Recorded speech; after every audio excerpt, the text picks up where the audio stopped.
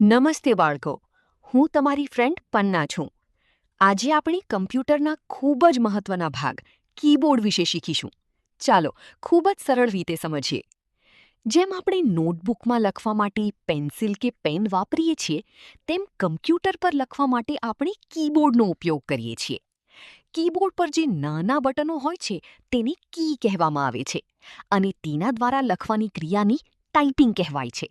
એક સામાન્ય કીબોર્ડમાં 104 થી 105 કી હોય છે. જ્યારે આપણે કમ્પ્યુટર ચાલુ કરીએ ત્યારે સ્ક્રીન પર એક નાની ઝબકતી લીટી દેખાય છે.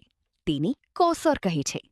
તે આપણને બતાવે છે કે આપણે જે ટાઈપ કરીશું તે ક્યાં દેખાશે. આલ્ફાબેટ કી.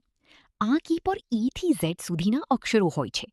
તેની કુલ સંખ્યા 26 છે અને તેનો ઉપયોગ શબ્દો લખવા માટે થાય છે. નંબર કી. આ કી પર 0 થી 9 અંકો હોય છે, જે નંબર લખવા માટે વપરાય છે. સ્પેશિયલ કી. આ કી ખાસ કામ માટે હોય છે. Space bar.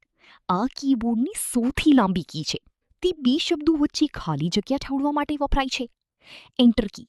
નવી લીટી નેક્સ્ટ લાઇન પર જવા માટે એન્ટર કી દબાવવામાં આવે છે. બેકસ્પેસ અને ડિલીટ. ટાઈપ કરવામાં ભૂલ થાય તો આ કી ઇરેઝરનું કામ કરે છે. બેકસ્પેસ કર્સરની ડાબી બાજુનું અને ડિલીટ કી જમણી બાજુનું લખાણ ભૂંસી છે. કેપ્સ લોક. જ્યારે આપણે બધા અક્ષર કેપિટલ લખવા હોય ત્યારે આ કી વાપરીએ છીએ. Arrow key. આ કી કર્સરને ઉપર, નીચે, ડાબે કે જમણી ખસેડવા માટે વપરાય છે. તો બાળકો, આશા છે કે તમને કીબોર્ડ વિશે બધું સમજાઈ ગયું હશે. હવે તમે પણ કમ્પ્યુટર પર પ્રેક્ટિસ કરજો. Happy learning.